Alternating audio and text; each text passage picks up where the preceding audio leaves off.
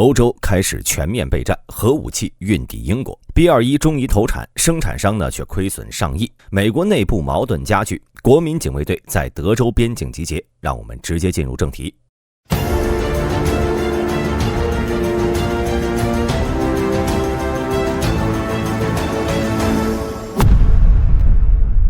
最近呢，《每日电讯报》披露，这是时隔15年，美国将重新在英国部署核武器。在冷战时期呢，为了防止华约随时可能发生的东扩，美国在北约国家内部署了大量的核武器，以作为对苏联的威胁。但苏联解体后呢，这种威胁感随之而消失了。于是，美国在2008年从英国撤走了最后一枚核武器。然而，就在上周，北约军事委员会主席荷兰国防部部长罗伯·鲍尔发出警告。所有北约成员国的民众应该为即将与俄罗斯爆发的全面战争做好准备，这即将改变你们的生活。与此同时，英国陆军总司令桑德斯也发出类似警告，如果我们和俄罗斯开战，那么英国陆军必须进行全面动员，因为我们现在的军队人数太少了。再加上现在正在波罗的海国家进行北约本世纪最大规模的军演，坚定卫士2024 9万大军横亘俄乌边境，想必任何人都能看出欧洲的紧张气氛已经达到了冷战结束至今的最高点。然而这还不够。26号，美国防部采购数据库中的一份文件爆出，文件显示美军即将在英国莱肯西斯空军基地部署核武器。文件显示，这份原属于英国皇家空军的基地，接下来呢将会由美国空军根据英国的法律法规进行运营。同时，美军还会在该基地内部部署2个中队的 F-35 战机，这些战机呢均能够携带战术核武器。目前 F-35 能够搭载的核武器只有 B-61 热核重力炸弹，这是一款美军在1961年设计的战术核弹，如今已经迭代到了第12代。每架 F-35 可以携带1枚 B-61， 并且可以根据战况选择3000吨到5万吨之间的当量，其当量呢最大为广岛原子弹的3倍。作为一种重力炸弹， B-61 无需制导，在从武器舱投放之后呢，便开始自由落体运动，并在重力作用下加速至2马赫。如果在地面上爆炸，会产生一个半径为560米的核火球，附近2公里的一切将被冲击波完全摧毁。当一切散去之后呢，核弹会在地上留下一个半径64米的爆炸坑。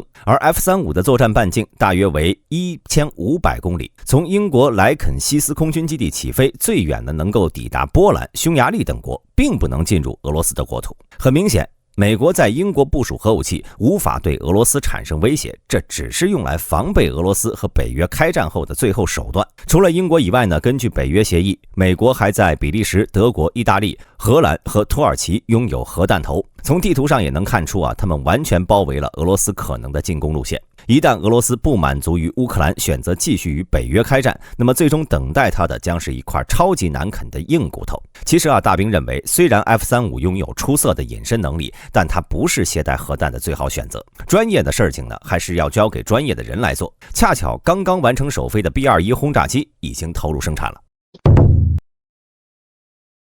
在2023年11月10号，第一架 B-21 轰炸机在爱德华兹空军基地进行了处女航。美国国防部副部长拉普兰在首航仪式上兴奋地说，作为第一架6代机， B-21 将是美国空军未来作战力量的代表。这里大兵要和兄弟们说一下，拉普兰这里所说的第6代飞机呢，而我们常说的5代机、6代机则指的是战斗机。在英文中，一个是 aircraft， 一个呢是 fighter， 两者词义呢并不相同。作为美军最新一代的轰炸机， B-21 能够保持隐身性能的情况下执行亚音速远程轰炸任务，其载荷为9100公斤，最高速度能够达到 0.8 马赫。美国空军原计划在2021年将 B-21 正式投入生产，但由于各种原因， B-21 的生产计划屡次受到阻碍，一直拖到了2023年中期才完成通电测试，随后又在11月马上进行了首飞。按理说在首飞后到正式签订购买合同投入生产，大概还需要几个月甚至1年的实验时间。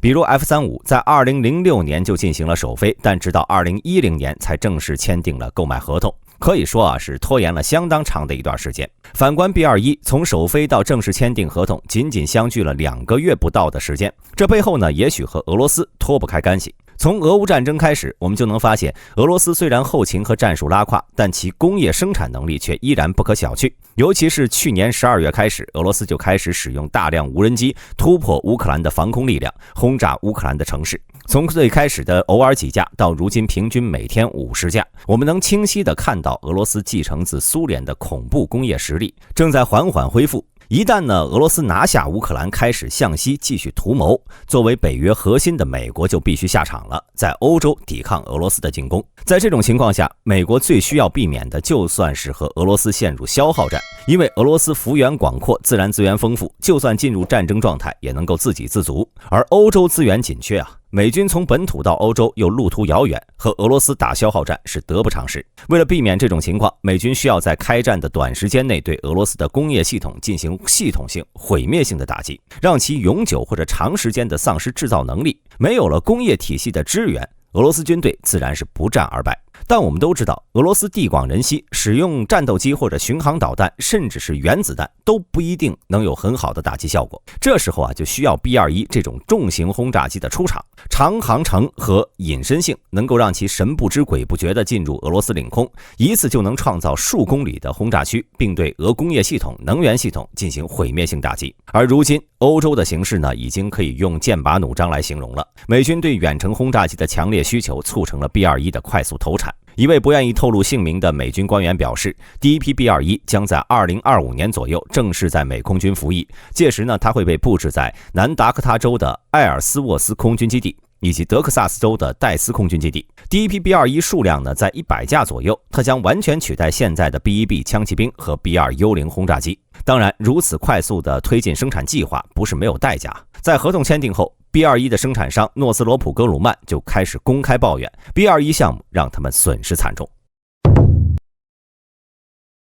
1月25号，在诺斯罗普格鲁曼公司披露将 B-21项目的研发资金和美军给的研发和订购经费核算后呢，格鲁曼公司惊喜地发现，这 B-21项目不仅没有让他们大赚一笔，反而净亏损达到了将近12亿，其中呢，光是美国政府的税收就占据了4个亿。这种情况大概也是美国历史首次，大兵没有查到类似的案例，有了解的兄弟啊，可以在评论区补充。格鲁曼公司呢对此的解释是，由于在2011年五角大楼就和格鲁曼公司签订了开发合同之初，就在合同中固定了成本。但是没想到啊，如此长的制造期内，宏观经济情况发生了变化，也就是说钱不值钱了。但五角大楼还是按照2011年合同中的内容向格鲁曼公司支付经费，最终导致整个 B-21项目让公司净亏了12亿美元。在新闻稿的最后呢，格鲁曼公司表示，前5个批次的 B-21都是在亏本的状态下生产的，直到第5批次后，格鲁曼公司才能由亏转盈。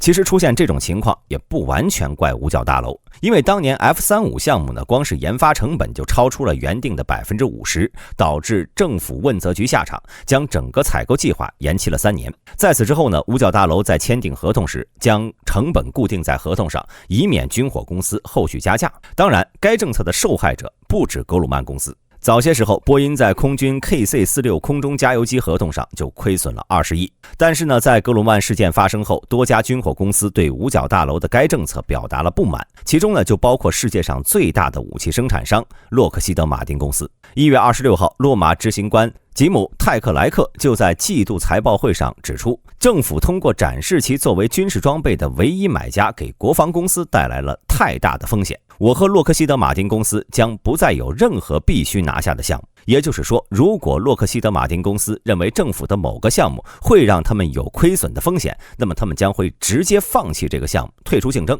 目前呢，美军的第6代战机以及新一代垂直起降战机都正在招标阶段，而洛马呢，则是其中最有力的竞争者。该事件是否会导致连锁效应，还尚不可知。在本期战报的最后呢，我们再来关注一下美国德克萨斯州。在25号，德克萨斯州表示不再遵从拜登政府的边境政策，将会重新封锁美墨边境，随即开始在边境线布置铁丝网，以阻止非法移民继续进入美国。FBI 随即到达现场，拆除了这些障碍物。但随后呢，德州州长立刻派遣了国民警卫队驻守美墨边境。与此同时，在美国前总统特朗普的号召下，美国其他24个州也均表示了对德州的支持，并派出了一部分国民警卫队向德州进发。国民警卫队呢，是隶属于州政府的武装力量，大部分警卫队成员都是由退伍美军组成，其各种装备呢也仅稍逊于美国正牌军队。M1 坦克、F-15、F-16基本上都有，可以说战斗力非常强悍。由于其控制权呢属于各州州长，因此美国中央政府无权控制国民警卫队。同时，美国宪法规定，